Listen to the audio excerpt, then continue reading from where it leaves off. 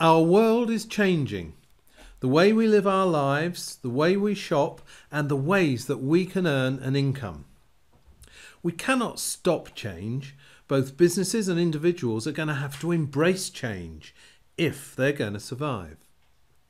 Well, my name is John Potter. Welcome to this presentation. For the past 2 years, I've been a professor in a business school. I've been studying entrepreneurship and the way enterprising individuals can get into business for themselves. As part of my work, I've become associated with 2 government groups in Westminster. Firstly, in the House of Lords, looking at entrepreneurship. Secondly, based in the House of Commons, looking at how micro-businesses can be encouraged. And by a micro-business, we mean a small business that an individual can set up. I've studied business, business trends, and the workplace. And I'm now going to share my conclusions with both individuals and businesses as to how and why you can adapt and profit from these changes taking place in the world today. Well, let's look at the way individuals tend to live and create income for themselves and for their families. And many people who've been through our education system, school, college and maybe university, have expectations that they will get a good job, establish themselves in a good career with a job security.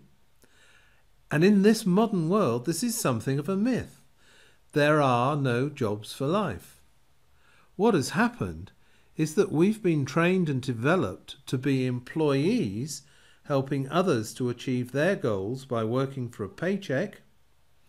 And what happens is that many people end up retiring after 40 years of work almost broke.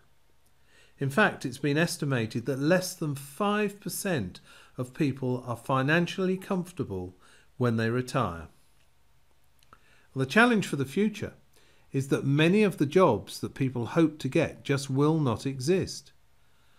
Most people now change jobs or careers 10 times or more during their lifetime. And that's, of course, if they can get a job in the first place. And it's a sad fact that many graduates leaving university go straight on the dole along with the rest of the lost generation. Entrepreneurship and setting up a micro business is one of the best options for anyone looking to gain control of their life and income. Many people are deterred from going into business for themselves for a number of reasons. Firstly, they think it's too risky. Secondly, they think it takes a lot of money or an investment.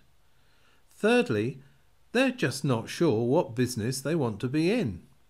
But above all, and this is the most serious thing, they often lack the self-belief that they can do it. The other side of the coin from individuals is businesses, both small and large. Many small business people are struggling to keep afloat with all the paperwork and red tape that they have to cope with. Many work increasingly long hours for very little, if any, return. And they just keep getting deeper into debt with bank overdrafts. The challenges of funding premises, stock, staff, utility bills and dealing with regulations have made conventional small business a nightmare for many. Well, large businesses are not faring much better, with more high street shop chains going bust than ever before, as people change their shopping habits. The economy in general is causing so many large companies to shed thousands of jobs in an attempt to stay trading, and they have to borrow more money just to keep going. Now, this is not a rosy outlook for job security if you work for a large organisation, as you become just a number and a disposable resource. So what options are there for individuals and those small business entrepreneurs who want to create a stable, long-term income and have a greater degree of control over their own financial destiny? I've studied over the past few years over 200 business opportunities and had to dismiss around 190 of them. Not that they were necessarily bad businesses, but for the average individual they require significant large investments and sometimes specialist skills that most people simply do not have. I looked at what remained and then applied what I believe are the essential ingredients in a business to make it viable. Firstly, it should be financially stable. Secondly, preferably global. And thirdly, have a high consumable product or service. Fourthly, and most important, it should be something ethical that you can be proud of and something that benefits society. Having taken into account all of these factors, the industry that stands out as just getting started, and that is becoming a huge global industry, is the wellness industry, as we strive to live longer, feel better, and look fantastic. It's a sad fact that we often spend more money on average on the last 10 days of a person's life than we spend in keeping them in good health throughout the earlier part of their life. Well, this wellness industry encompasses both the baby boomers, the over 55s, who now form about 50% of the population, and the younger generations who have spawned the huge boom in gyms, fitness and healthy living. Now, I'm often asked a question: which company is making the greatest contribution to the wellness industry? And I've come to the conclusion that company is Forever Living Products.